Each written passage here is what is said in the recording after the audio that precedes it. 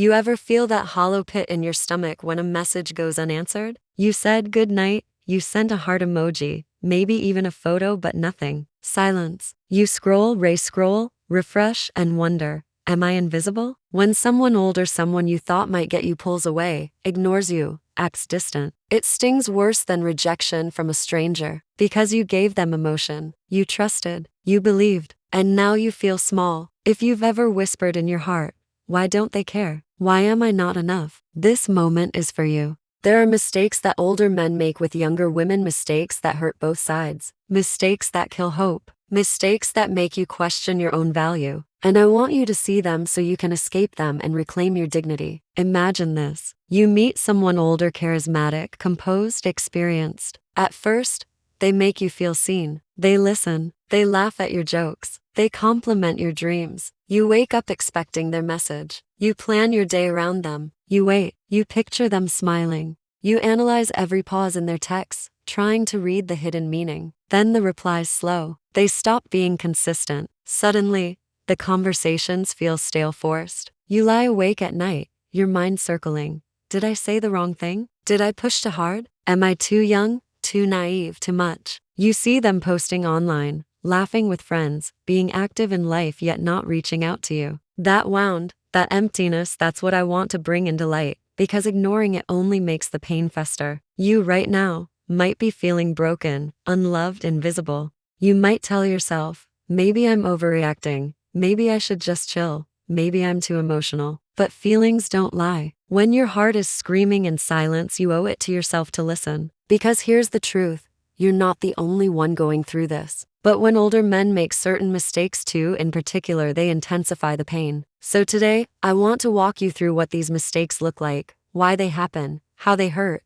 and most importantly, what you can do so you're not trapped in that pain anymore. He meets you right when you're vulnerable. Maybe you've had heartbreak. You're rebuilding. You're learning your boundaries. He listens, comforts you, brings stability. You feel safe. You lean in. But over time, you realize he doesn't see you. He sees what you could become, what he can fix. He gives advice, critiques your habits, tries to mold you. He says, let me take care of that for you. You start to feel less like a person, more like a project. In psychology, this is called the rescuer complex or the caretaker trap.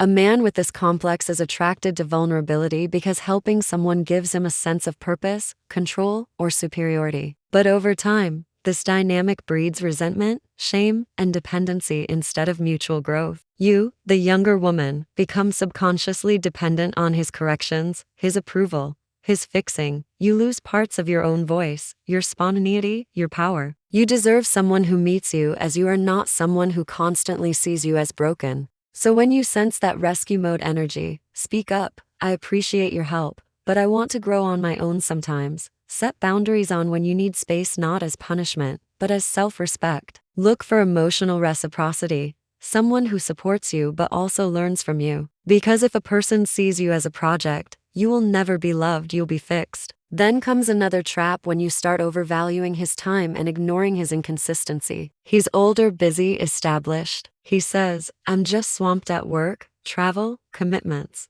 You start to give excuses for him. You say, it's okay, they don't text. They're just busy. You wait longer to reply. You cancel your own plans to be available. But these patterns, when unchecked, turn into silent permission. I'll accept your inconsistency. You might catch yourself doing things you swore you'd never do. Waiting by your phone, rereading his last message 10 times, deleting things you liked posting. You play by his schedule, not yours. This is called intermittent reinforcement when attention or affection is given sporadically. It's the same pattern that fuels addiction. In relationships, it makes you chase the high of connection, hoping the next good day will come. When you overvalue someone's time, you hand them the power to control your emotional state. You begin to internalize, I'm not worthy unless he chooses to make time. That's a trap. You must reclaim your time and your peace. Maintain your own life, your friends, hobbies, and goals regardless of his availability.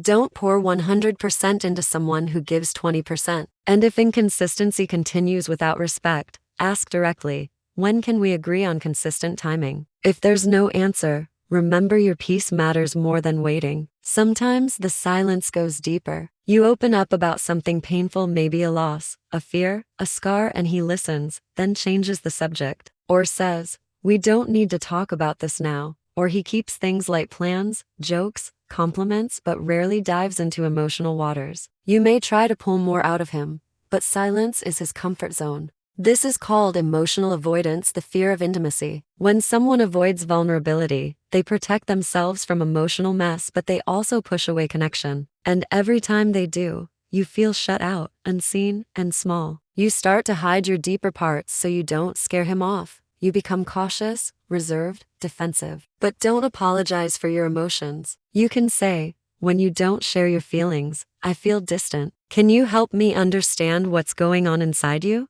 Seek someone who leans into depth, not away from it. The right person will mirror your emotional courage. And then, there's the fixation on youth and beauty. He constantly comments on your looks, your body, your sparkle, but rarely your mind, your integrity, your growth. He posts side-by-side photos, compares, implies status. Eventually, you realize he loves your youth more than your soul. That's objectification, seeing you as a reward, not a human being. When beauty becomes the main currency, love loses its depth. You are not a decoration to be admired. You are a soul to be respected. So demand holistic appreciation. When he compliments you, invite compliments about your ideas, your resilience, your growth. Let him see your flaws, your struggles, not just your prettiest angles. If his affection is only surface, say it. "I want to be loved for all of me, not just my looks." Remember, physical attraction is chemistry. Emotional attraction is character. You deserve both.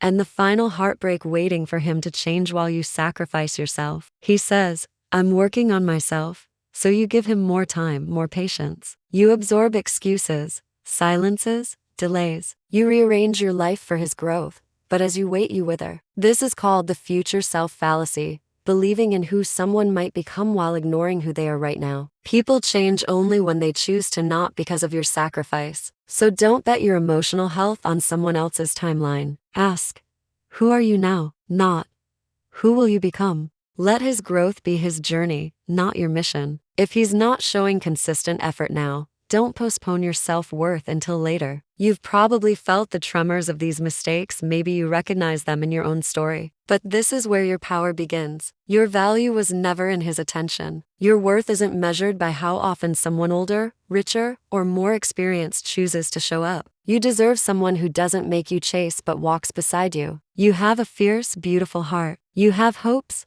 scars, and dreams. Let those be your compass, not someone else's indecision. When you stop accommodating their mistakes, you stop shrinking. When you reclaim your boundaries, you start growing. When you let your dignity speak louder than their silence, you become unbreakable. So remember this. Some people will treat you like a project. Some will make you wait for their attention. Some will hide from emotion, fixate on your youth, or promise change that never comes. But none of that defines you. It only exposes what you must no longer accept. If this message touched your heart, if you felt understood, then like this video, share it with someone who needs this truth, and subscribe, because your healing, your growth, and your empowerment are the reason we're here. Thank you for being brave enough to listen. Thank you for being worth every imperfect word. I'll see you in the next one. Until then, walk boldly in your worth.